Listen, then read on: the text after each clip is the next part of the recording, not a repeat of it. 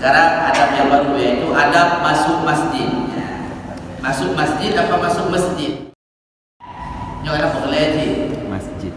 masjid. Kalau masjid itu cuma ada di Aceh. Tingkat Medan aja nggak ada lagi tulisan masjid. Masjid. Mau katanya masjid, berarti masjid itu menurut pemahaman saya bahasa Aceh. Dasar. Orang kita di dasar. Masjid. Nah, masjid.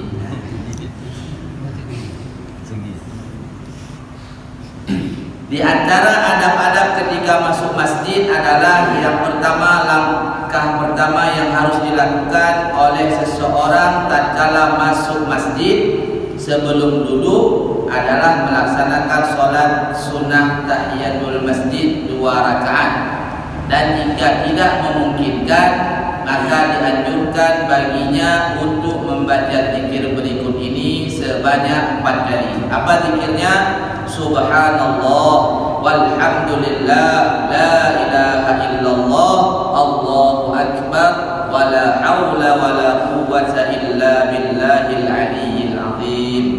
Ini kalau enggak sempat untuk tahiyatul masjid, tapi kalau sempat ya buat tahiyatul masjid.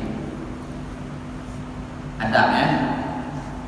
Kemudian misalnya kita datang agak akhir, kalau kita buat tahiyatul masjid enggak sempat sholat qobliyah zuhur misalnya. Bagaimana? Apa duluan qobliyah zuhur, apa tahiyatul masjid yang kita buat? Dalam kitab fikih dikatakan bagusnya kita buat qobliyah zuhur, dan juga boleh diniatkan bersamaan. Perkara sunnah dalam mazhab Imam Syafi'i boleh digabung. Nah, jadi kalau waktunya mepet, kalau kita buat tahiyatul masjid nggak dapat qobliyah, kalau kita buat qobliyah nggak dapat tahiyatul masjid, maka ketika itu boleh diniatkan sholat qobliyah zuhur dan digabung dengan tahiyatul masjid. Perkara sunnah sama sunnah boleh, perkara sunnah sama wajib juga boleh. Yang tidak boleh perkara wajib sama wajib. Tahiyatul masjid ini penting karena ini merupakan salah satu daripada adab. Mengapa seseorang tak istiqomah dalam melakukan satu amalan? Salah satunya orang tersebut tidak memiliki adab pada amalan tersebut. Ini misalnya kita amalannya sering ke masjid, tahu-tahu diparkir sama Allah, sudah malas, sudah berat untuk datang ke masjid, seperti rasa terpaksa. Ini mungkin salah satunya kita nggak ada adab waktu masuk masjid. Bisa saja ketika masuk masjid nggak sholat tahiyatul masjid dan lain sebagainya. Jadi adab itu penting untuk mengistiqomahkan kita dalam satu amalan. Kemudian setelah masuk masjid jangan lupa niat beriktikaf. Bagaimana niat iktikaf? Nawaitu fardhal i'tikafi lillahi ta'ala. Jadi i'tikaf di masjid itu enggak mesti seharian 24 jam. Di dalam kitab Al-Adhkar, Imam Nawawi mengatakan meskipun sebentar kita masuk, kita niat i'tikaf, maka Allah Subhanahu wa taala memberikan kita pahala i'tikaf. Jadi jangan lupa niat i'tikaf. Ya, hari ini kita yang maghrib malam ini yang belum pasang niat i'tikaf, pasang niat i'tikaf.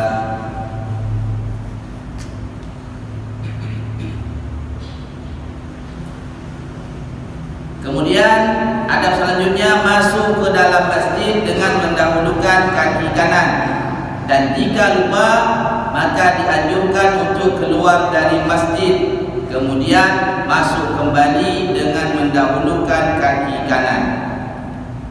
Masya Allah. Masuk ke masjid dengan kaki kanan. Kalau kita lupa, teringatnya waktu kita masuk di dalam, ya keluar lagi untuk membiasakan kita. Supaya kita besok lain kali terbiasa masuk masjid dengan kaki kanan. Jangan sampai nggak ingat kaki kiri apa kaki kanan ketika masuk ke dalam masjid. Kira-kira tadi kita masuk masjid ada nggak yang lupa? Yo kiudun gua kiwi dia mau. Karena dulu pernah juga kita sampaikan seorang ulama besar yang bernama Sufyan Ats-Tsauri. Ats-Tsauri ini dalam bahasa Arab kerbau.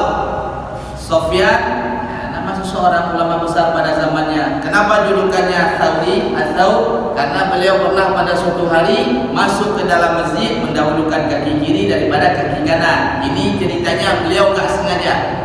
Kalau ulama besar, orang yang jarang buat dosa, yang jarang buat salah sama Allah, sekali-kali dia buat salah langsung ditegur sama Allah.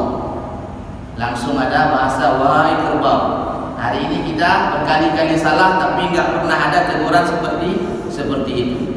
Karena apa? Karena saking banyaknya dosa kita. Kamu tuh.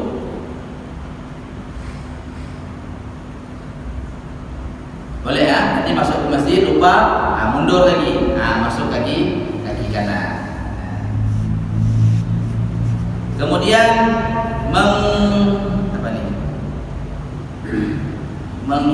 mengecilkan suara handphone agar tidak mengganggu orang lain yang sedang beribadah.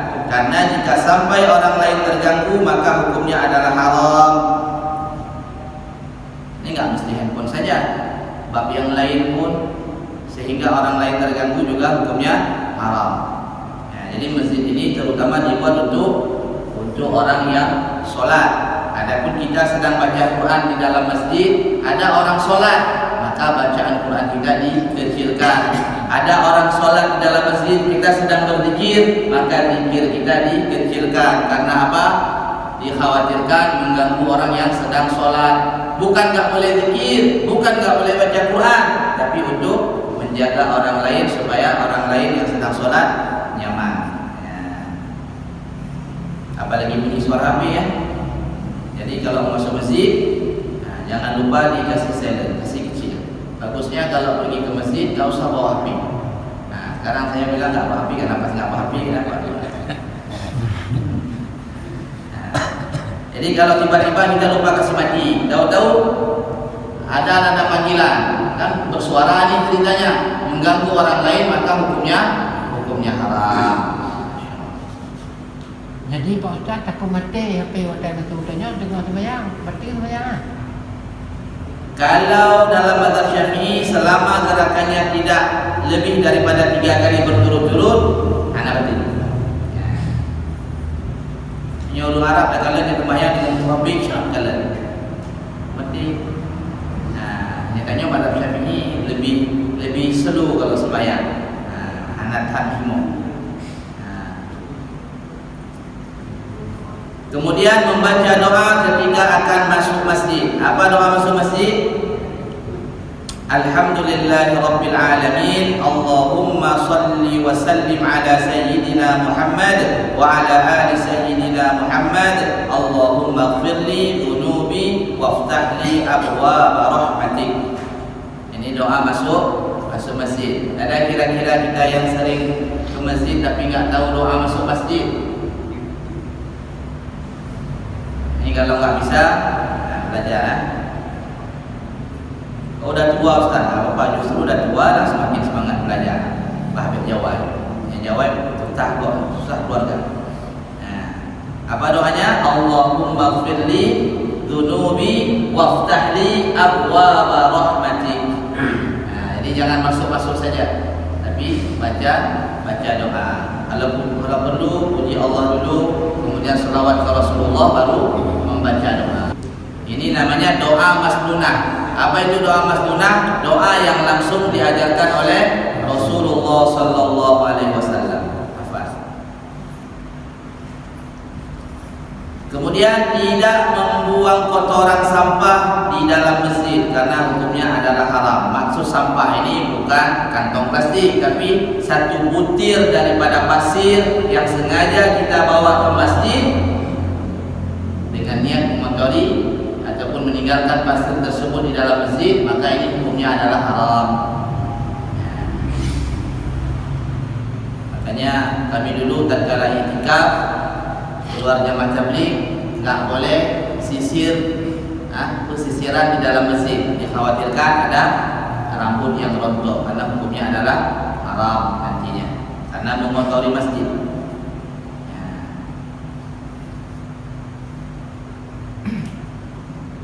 Apalagi kadang-kadang kita habis makan enak lupa sikat gigi ya masjid dengan sembahyang, masih di komat, lidah kita agak latah sedikit, cuki-cuki, dikit-dikit.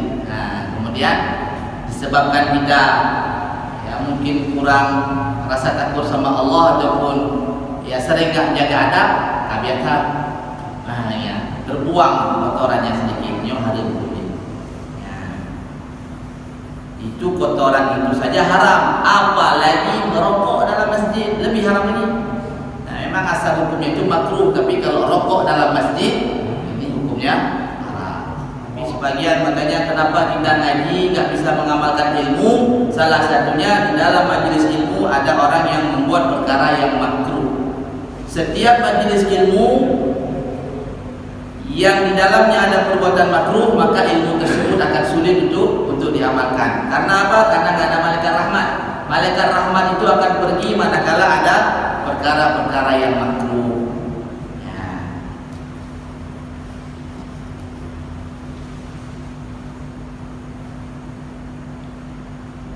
Kemudian ada selanjutnya, tidak mengadakan akad jual beli di dalam masjid.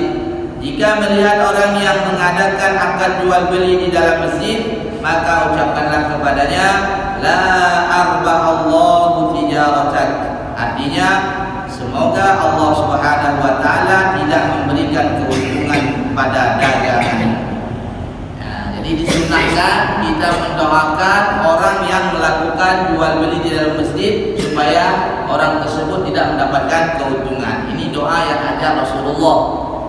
Jadi kalau mau bab-bab dunia, jual beli kah ataupun ngomong perkara yang lain, pekerjaan dunia, itu di luar masjid.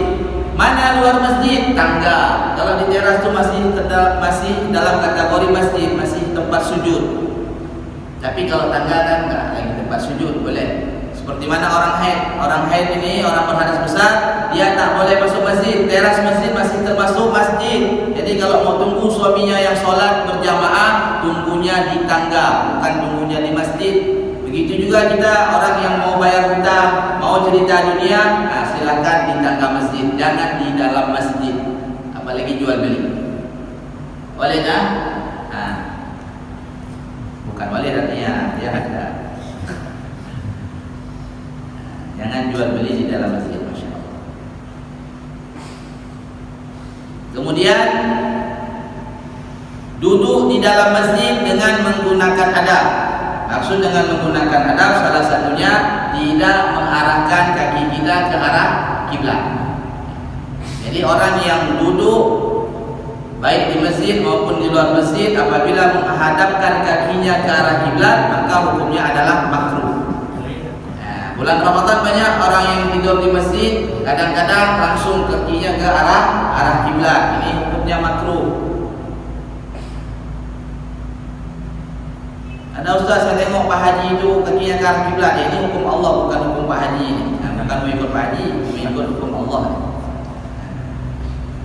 Jadi duduk di dalam masjid dengan menggunakan adab. Jadi insya Allah kalau kita senantiasa menjaga adab, istiqomah dalam satu amalan.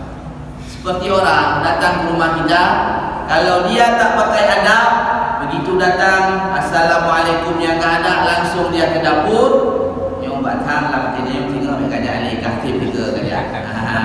Adab melimau. Tapi itu beda babnya kalau sudah kita kenal, ini enggak ada masalah. Udah kenal dia sama kita ni, enggak ada masalah. Yang cerita tadi baru kenal, yang belum akrab.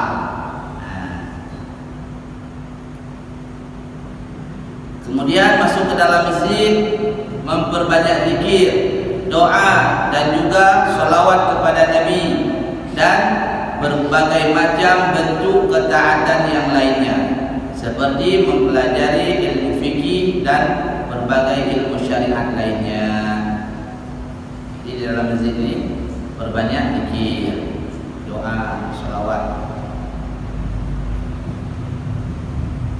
Kemudian memasuki masjid dengan pakaian yang sopan, tidak menggunakan pakaian yang ketat. Yang boleh sih pakai pakaian yang sopan. Yang paling bagus pakaian jubah ataupun gamis. Ini pakaian sunnah, ataupun pakai baju kuku boleh, baju pakaian nasional Indonesia. Pakaian Muslim nasional Indonesia. Jangan pakai pakaian ketat. Karena kalau pakaian ketat, yang pertama kita nggak punya adab. Kalau sholat, ini bahaya nih orang yang pakai pakaian ketat. Mentang-mentang dia suka angkat apa ini. Kalau pakai baju yang ketat-ketat, biar nampak ototnya besar. Kemudian ketika rukuk tanpa disadari, rata-rata orang yang pakai baju pas-pasan, ini bukan ketat, pas-pasan, nampak punggung belakangnya ketika dia rukuk. Ini ceramah ini 2 tahun yang lalu saya dengar yang ceramah Pak Ustadz Adami di Masjid Tamadun Tandingan. Jadi jangan pakai baju ketat, kasar. Ketika dia rukuk nampak punggungnya. Untung aja malaikat Jibril dan malaikat lainnya ini makhluk halus. Kalau sempat makhluk kasar, kan dia tantang kita kamu masuk rumah Allah sok preman kamu.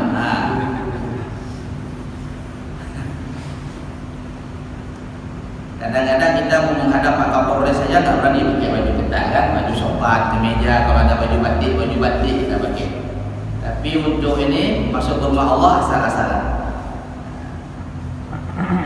Kalau di tempat yang lain masuk rumah Allah merokok. Coba masuk ke ruangan Kapolres, pernah kita merokok? Nggak pernah, sempak dan jangan masuk lagi. Ronaldo saja masuk lapangan bola nggak pernah bawa rokok. Apalagi isap rokok. Ronaldo, Messi juga lihat. Saya suka bola soalnya. Messi masuk lapangan bola nggak pernah bawa rokok. Ronaldo sama juga. Kita hari ini masya Allah masjid di rumah Allah, bukan bawa lagi, kita hidupkan lagi. Kan luar biasa. Alhamdulillah hasilnya. Lanjut